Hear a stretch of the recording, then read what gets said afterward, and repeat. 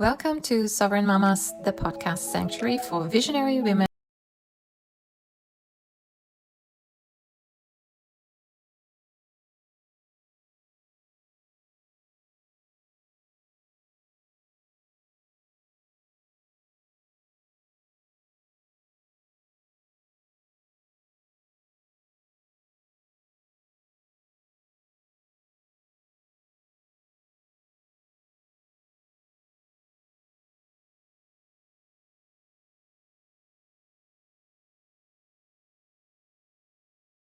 Okay, welcome back, everyone, or welcome if it's your first time to the Sovereign Mamas podcast.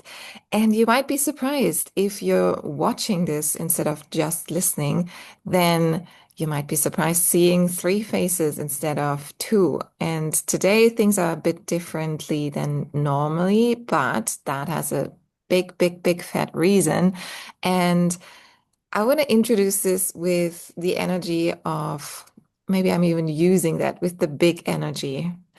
And that is because I've been tapping into, during my meditations lately and through conversations in the circles that I'm part of, I've been tapping into the collective, and it feels like we're all expanding. We're all ready. It feels like we're recording this in the month of May, and it sounds and feels really like we're unleashing. I finally, like I said to my friend the other day, I feel like we're finally arriving in the fire horse here. I can now actually really feel this. And with this energy, I want to kick us off here with these beautiful ladies. We're all spread out on this globe.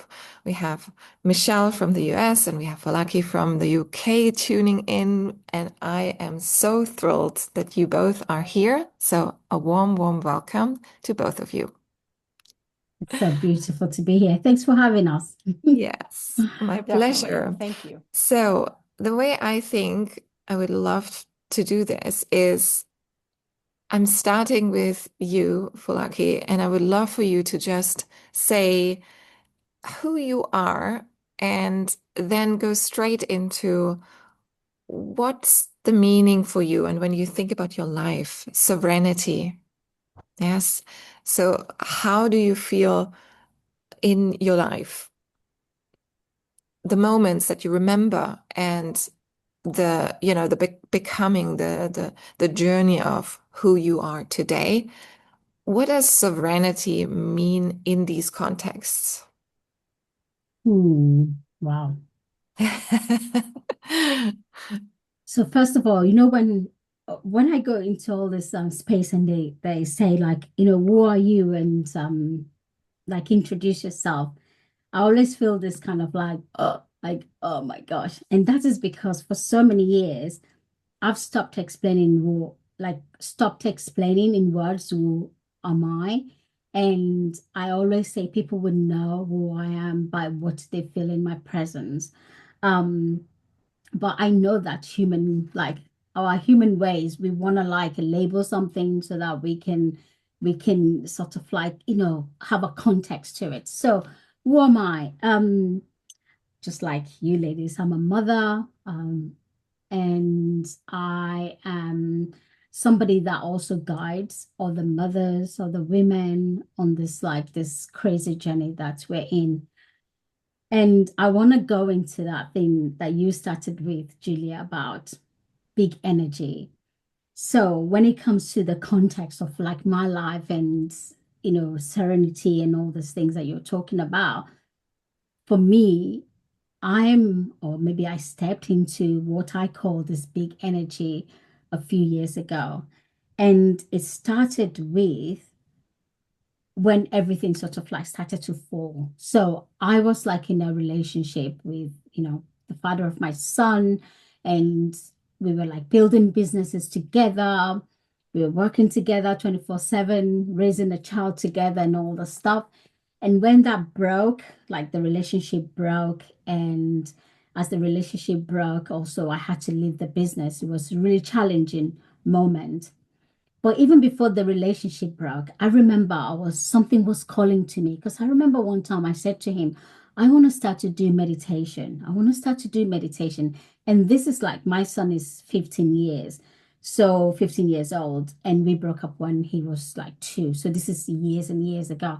And I said I wanted to start meditation. So he bought me like this meditation course. I used to go to this woman's house and we would sit in her living room drinking tea. And then she would teach us like how to meditate. But it was very like a very logical way of meditating. But it was like, like textbook way, I should say. But it was in that meditation room, in that woman's room, holding a cup of tea, that I first of all felt a presence that I never sort of thought about. And it was my grandmother. She was like, I didn't know we were in meditation, and I saw my grandmother, like felt her like she was so close, like just there, like she was like she could have been there. And this sort of broke something in me, that as I then went through this process where everything fell, and I went into this thing where we call like dark night of the soul, where literally there is nothing, everything to be yours is falling. um this is where I think my big energy started to come through, because in those moments you have to really find yourself. You have to, you don't have the business. I couldn't mentor women because I'm like, who am I to mentor other women when I'm like, like I don't even have a business. I'm a failure. I look at myself in the mirror and I didn't recognize who I saw. I didn't have the confidence. So I just didn't have anything. I didn't have the money, like literally. And I had to find a way to pull myself out of this hole.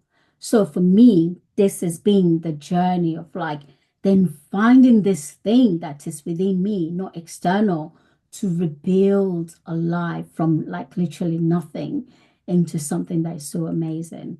Now, I don't know whether that answers your question, but that's what it feels like to me. Yes, it does. And I always love these type of conversations because the answers are always perfect because it's also your story and I feel like this is more like an activation, right? Mm. I tune into your energy, you tune into mine, and then whatever comes up, we let out. We haven't prepared this. This is a little bit of a behind the scenes for everyone who's wondering, how are they doing this? We just appear on the screen and then we talk. And I love that because it's so natural. And then everything comes out that is supposed to be coming out in this very moment, right? So it's not filtered, it's not, staged. And I wanted to tap into what you said in the beginning, because this is also something that has been a little bit popping up lately. And that feeling of who am I? Like this congestion that you're feeling when you're being asked, who are you actually? And I do believe that we're currently in this transition of claiming us, even though, I mean, I know both of you are already claiming it online.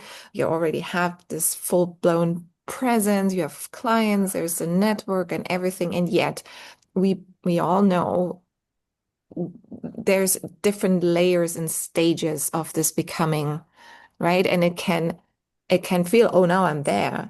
But then actually we're just scratching the surface and it just goes more and more and we can go so much deeper. And I feel, you know, you wrote this book, Big Energy, right? So and I feel the capacity gets bigger and bigger as we step into this big energy. And this is what I'm feeling lately, that wow, like when I look at my life right now, I can hold so much. And I'm doing it with such a presence and with such an ease, having conversations like with others who might be just going into this phase. It feels like I'm really expanding, and I can feel this in you as well. For lucky we had conversations before, so I know that this is part of your energy as well. And I love that you're still like getting like allowing yourself to also say this is the feeling that I have, and this makes you already big because you're not trying to show up and fake it. You're just sharing this. So thank you for sharing this. And yes, it's exactly what I want to hear. It's exactly like these journeys, because I feel when you share those journeys and um the messiness behind and what it actually took to become who you are, um that is what inspires others then, right? That is like resonating with those who need to hear it, and hopefully then also give them a little nudge saying, okay, I can Yeah. do this too. Yeah, because I feel like sometimes we can get caught up in this thing of like, when they say who you are, and then automatically the brain starts to find labels and also tries to put ourselves in the box. So I've just sort of given myself permission to just allow people to, make your own make your own I don't know, do whatever it is that you feel. I am know what you feel when you are in my presence, because Hmm. we are so expanded. It's like what you've just said, Julia. It's like this journey of like stepping in, and it just keeps going and going. There is no limits, and it just keeps going and going and going. And sometimes I feel my energy like that, because when I wrote the big energy, the book, it came because I started to hear my spirit guides, and I could hear them so clearly. And the way they speak is so different to the way a normal person will speak. And the things that they say and the voice, and I then when I make the decision to start writing it, I feel like I become part of them. And this is what then they said in one of those messages, like we, you know, they break down the evolution of how we as humans, how we, move through the different evolution. And some of us, we are the guides, and so when I was really channeling those messages, if you say, who am I then? I would say I'm a pure channel. I'm a channel of God. I'm like this. And then when I'm here, I could be a business person, I could be a mentor, I could be a podcaster. It's just so Yeah, it's so like many I love this. I love this. Michelle, what comes up for you when you hear my question, when you hear Folake's take on it? And you can come from any angle. I know this is a completely different story here for you, but you have a powerful story as well and are in a different stage of your business. You just moved into a new office, so there's a lot of newness in your world right now happening. So fill the listeners and us a little bit in what's going on for you. Thank you, Julia. Folake, it's so wonderful to hear more about big energy. Obviously, I know of your book. I haven't had the opportunity to purchase and read it yet, but it's certainly high up on the list. I find it this word has been a part of my vocabulary for a very long time. And as I feel for me, as I have moved through the various seasons of being a woman and maturing, I feel very connected to this word. And also, I feel a little bit as though that word had a very specific time in my life, and I have anchored into something slightly different. So for me, when we use the word sovereignty as women, I think a lot of women, rightfully so, a lot of women find a presence in themselves as we gather time. I certainly did. It sounds as though both of you have as well. We start to live more from our truth and less from societal norms, societal expectations, community expectations, religious expectations. And I think sovereignty has a very physical 3D kind of connotation. It's very much a doing or becoming. And for me, sovereignty, as I have navigated sovereignty through several, like I said, several seasons, when I was a mother, well, before I was a mother, I would say my sovereignty was very much about being an equal partner in my marriage. I've been married for 24 years, been with my husband for 27.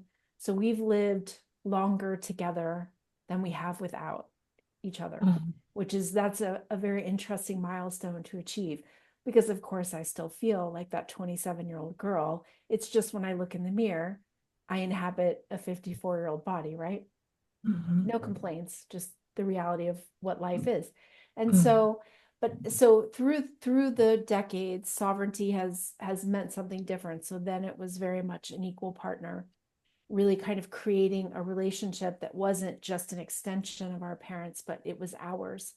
And then we became parents. I became a mother, and that became sovereignty in that relationship was sort of more about raising my, I have two boys, raising my sons absolutely through the lens of how I had been raised. I sort of released things that I didn't want to carry and adopted new things along the way.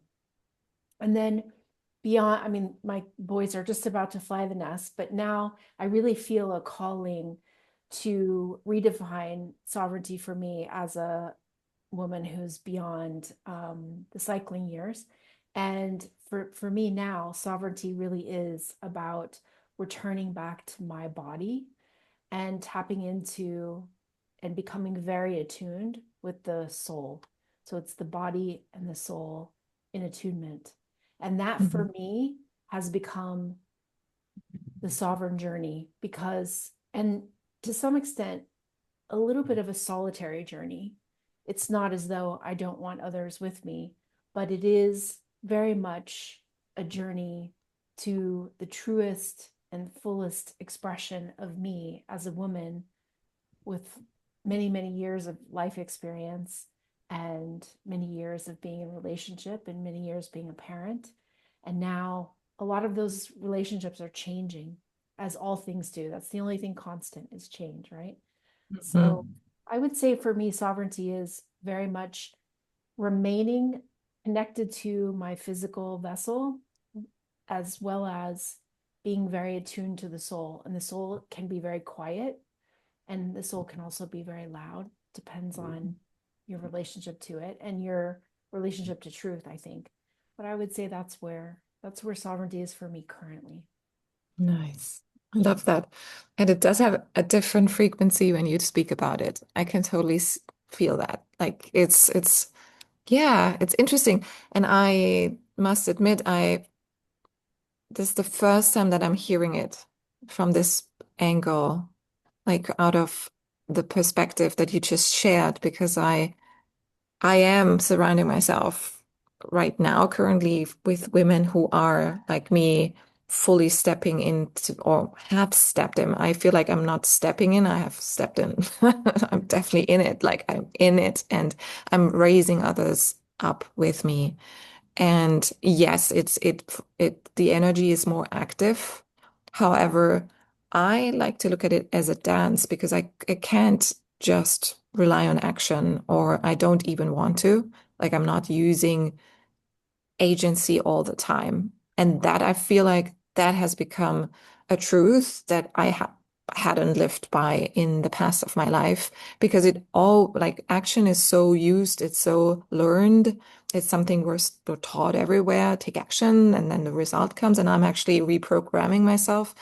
Um, I have been reprogramming myself over the years that that is actually not the key or the only path, and leaning back and receiving and being like more like silent with myself. And yes, I'm very much social and I'm out there and I'm, connecting and bringing the network together. But it's when I'm in my own room with myself, that's when the true power comes. That's when the connection happens. And that's when I'm truly me, right? And this is beautiful to see that that is still something, or that is something throughout the seasons, that is throughout life. And that is maybe then also, can we say agree that this is the key always to unlock our fullest potential, no matter where we are in the journey?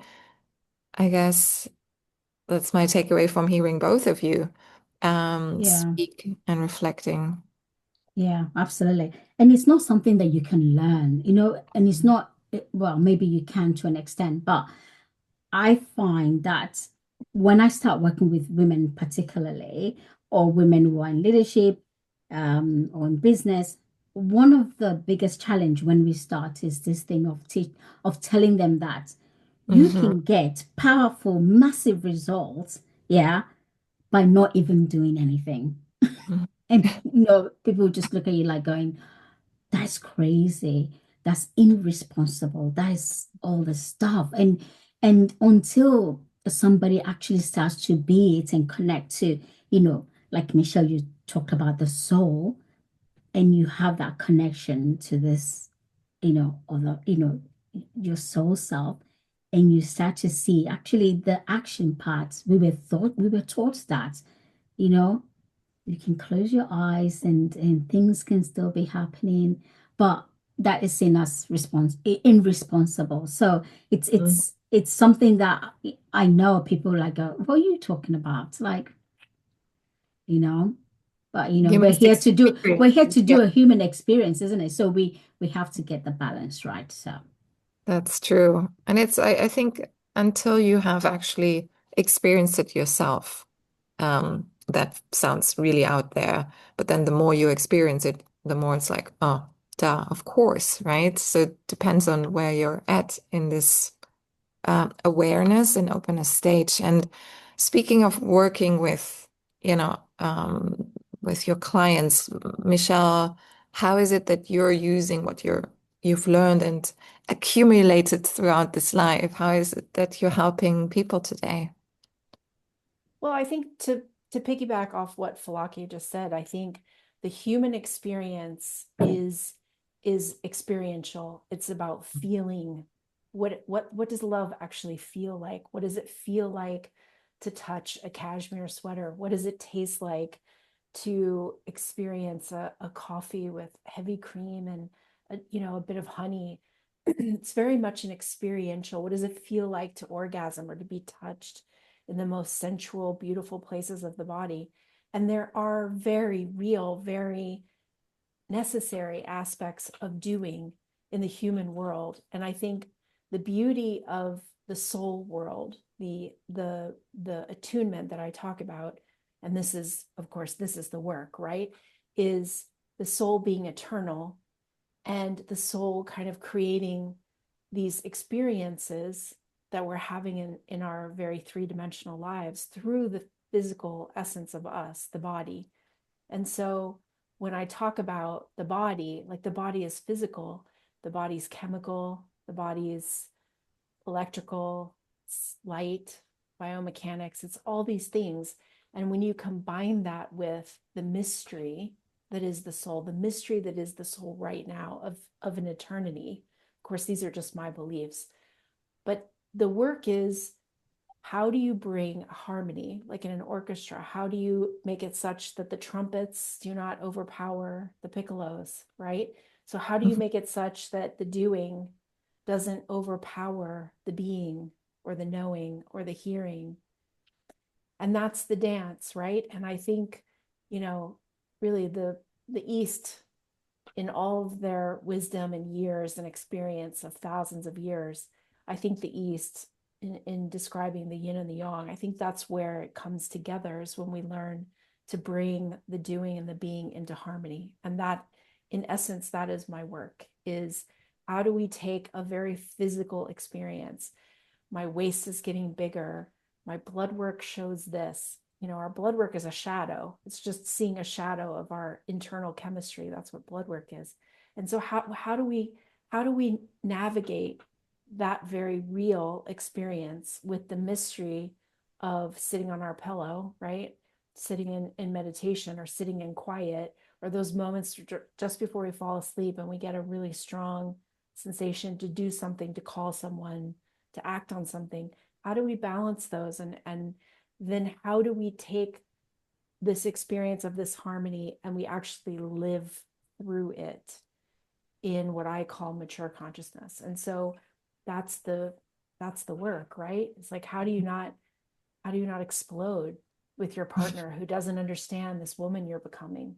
How do you talk to your teenager who's growing into the most beautiful part of their life while you feel like you're fading into the woodwork?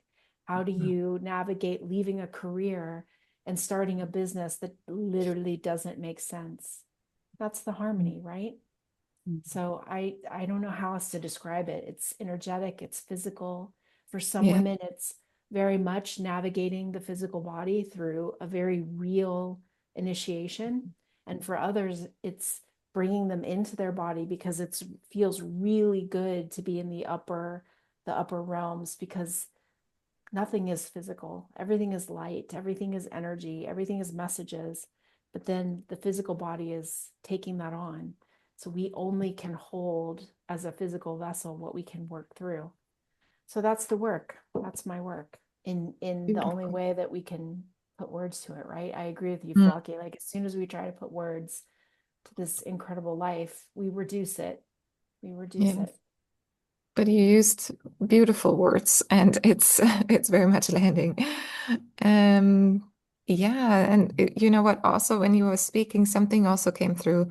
First of all, I was thinking, how can we, how can we mm, build an image or something to actually pass this on? Like I'm almost feeling like giving back and preparing our children, the next generations, you know, the becoming women, because it feels like when I entered motherhood, I felt like, why on earth did no one tell me this is what motherhood is?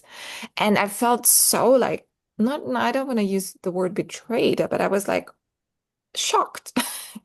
How come? You know, you hear people speak, you see what they're doing. Yes, of course, you can have all the books and the courses and everything, but it feels like there is an invisible wall you're passing through. And you know, that's a whole nother conversation about, you know, becoming a mother and things. But I want to take this and take it now to this conversation that we're having here, because I do believe that we're holding something and we're unlocked something that might feel like inside a knowledge bubble or a crystal. I don't know. I see it somehow it's past, again, past a stage. And I want this not to be something so out there, so ungraspable for the children, the younger, the ones who are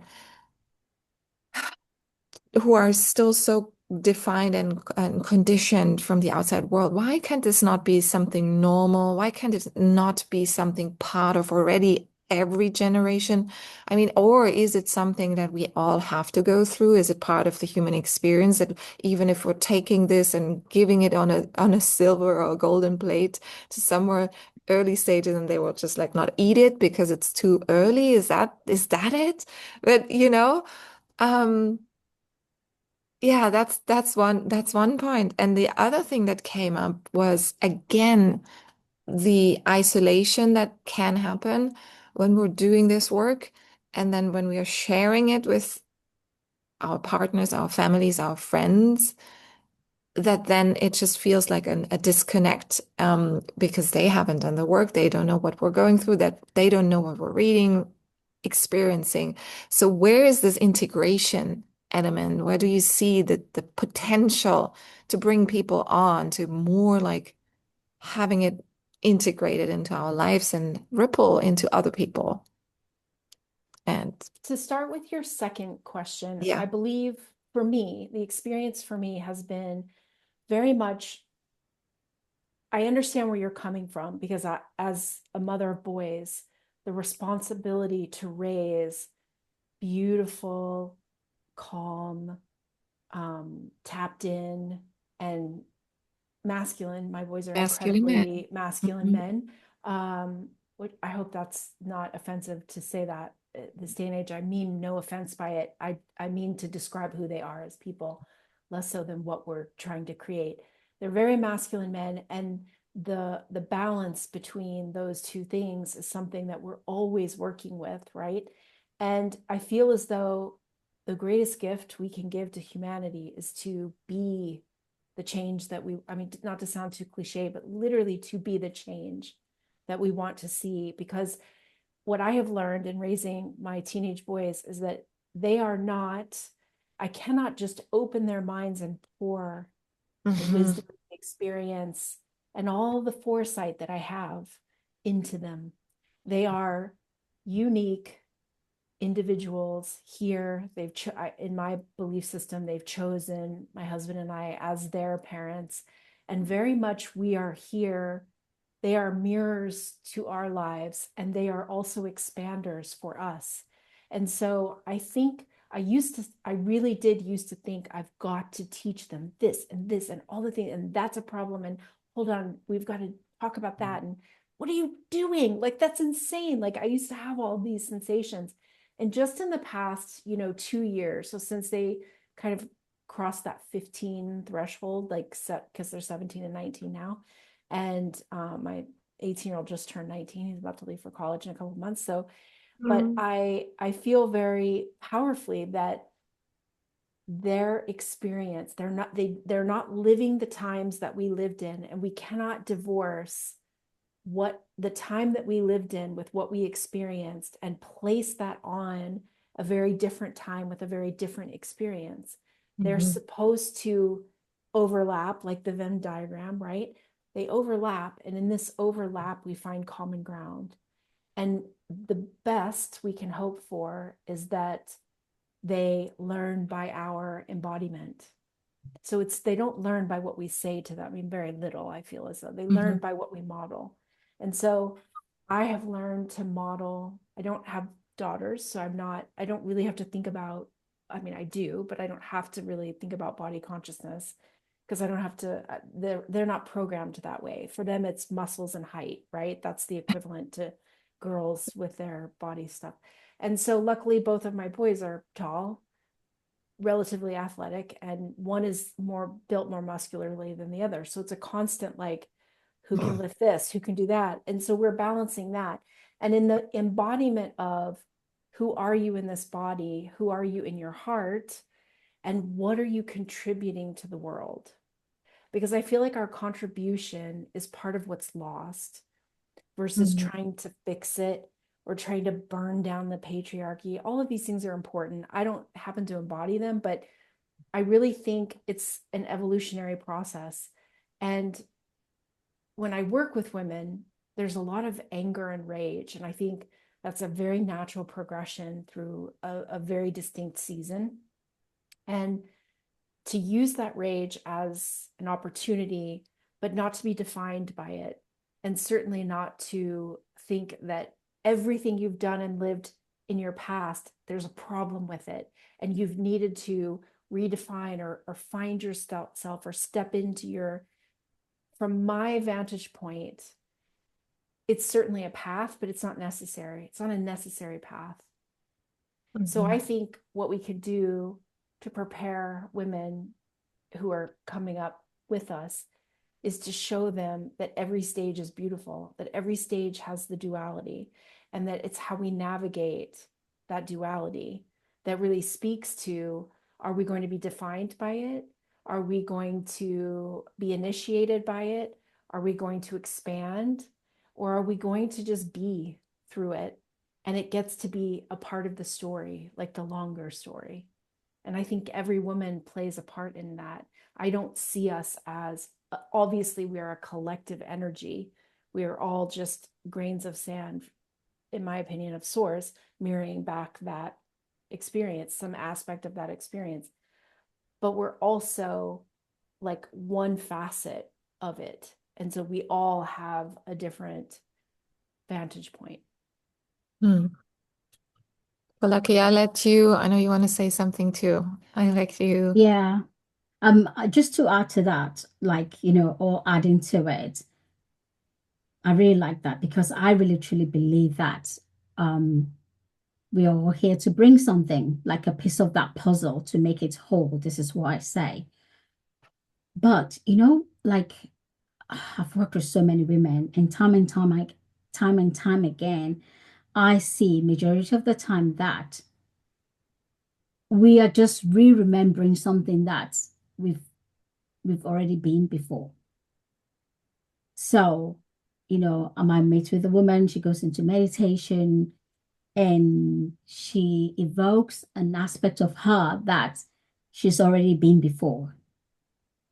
And this is why sometimes when we come into maybe this type of work, And like, okay, I'll speak for myself. So when I came into this work, I was doing womb healing. This is how I started because I was in Bali, and I had this thing like I need to start womb healing, and it was so loud.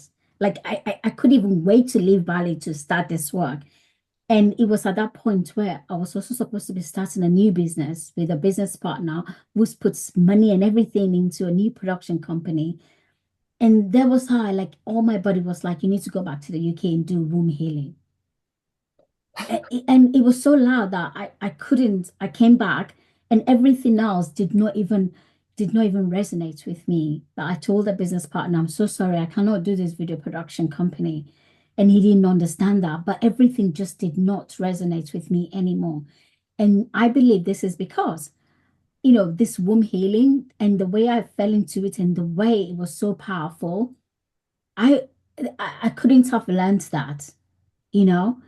And then Mhm. as the work progressed, and one day I'm standing in front of this tree and I'm listening, it's like your work is advancing. You're supposed to be doing soul integration.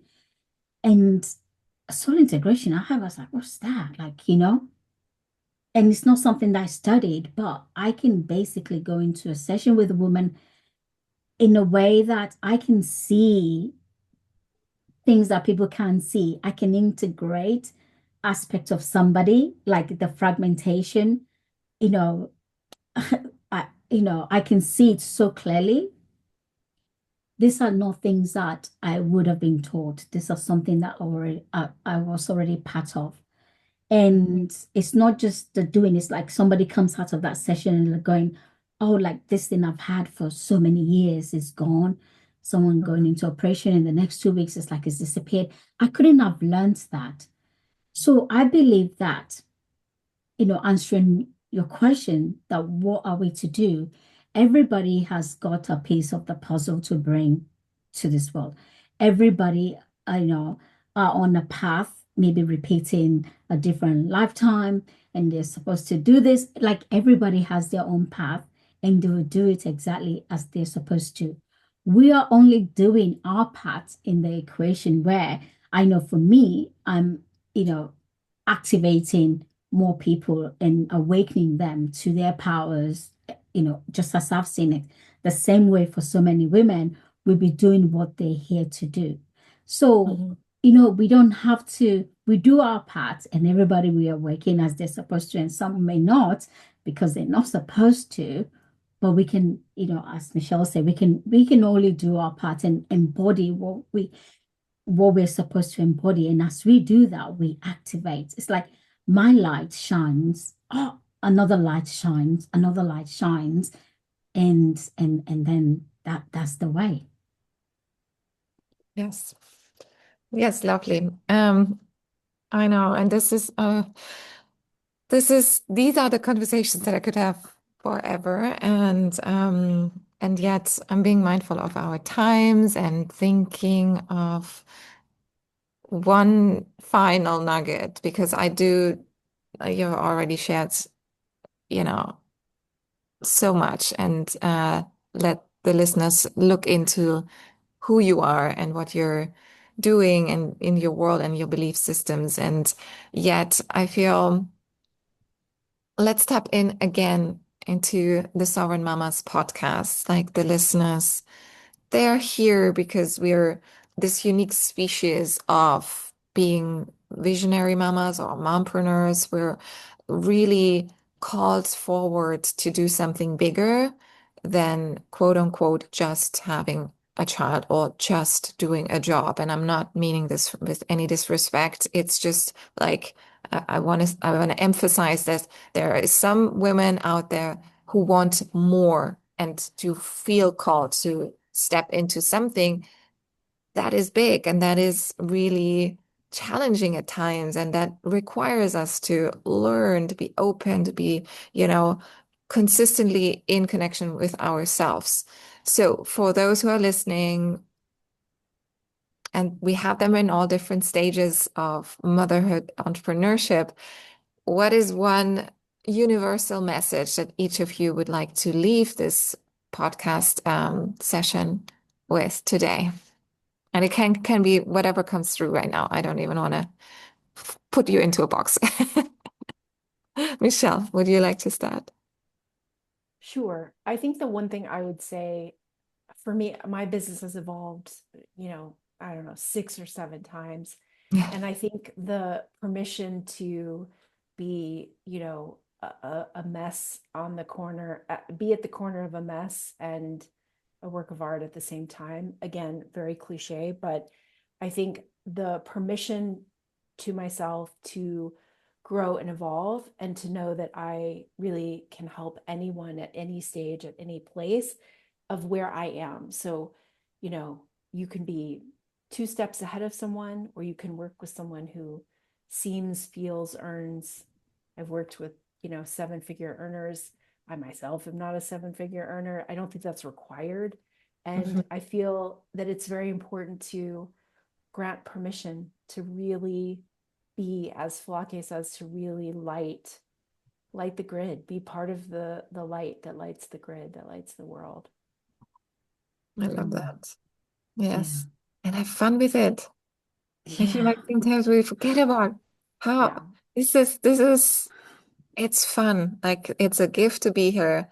And yes, it's all about experiencing. Lucky, what would you Yeah, like to I'm say? I'm always dancing online. I mean, my son already now, if he wants to say somebody's cringy, he compares them to my cringiness online because apparently I'm 10 out of 10. So he would go, actually, well, it's not as cringy as you. It's halfway there, like I'm the scale. So yeah, have fun with it. But I want to add, I think, just to give a different angle to what Michelle says, is that don't underestimate your intuition.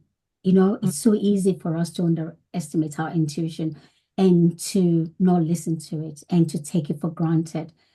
Um, it's because sometimes it's like this whisper, it's like a soft whisper, and sometimes because it feels so easy that because we just feel that's not the right thing. It feels so easy to just be hearing this thing that tells you to do it this way because we've been conditioned that it has to be hard. Mhm. So my thing is like, uh, don't like listen to your intuition. Get to know how the voice sound. Get to know how you are directed to do something. And then as you get really strong on this intuition aspect of yourself, then learn how to take aligned action, like aligned, inspired action. These two Mhm. things, listen to your intuition. You're walking down, I don't know, walking down by the river path. Something says, this is a true story. Turn left, go into that path. I turn left, you listen to it, go there, and there's a man hugging a tree, literally like has had enough, you know. And by me being there at that same time, I was able to talk to him and change certain things. And Mm. if I didn't listen to that intuition, it was so soft, I would have continued on my path. But I remember listening, going, why do I have to turn there? But then I did.